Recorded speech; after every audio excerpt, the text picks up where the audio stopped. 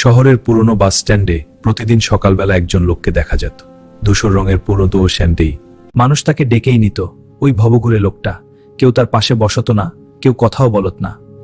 বাস স্ট্যান্ডের কাছেই থাকতো কলেজ পড়ুয়া মেয়ে রিমা। সে প্রতিদিন লোকটিকে দেখে নাক সিটকাত, মনে মনে ভাবতো লোকটার নিশ্চয়ই কোনো কাজ নেই। একদিন হঠাৎ ঝুম বৃষ্টি নামলো।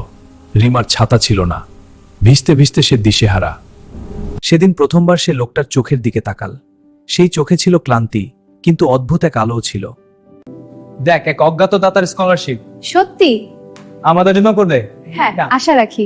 স্কলারশিপ বিতরণের দিন সবাই চমকে গেল। মঞ্চে উঠে এলেন সেই ধূসর কোটের মানুষটি। তিনি বললেন, আমি এক 100 বড়লোক মেয়ে।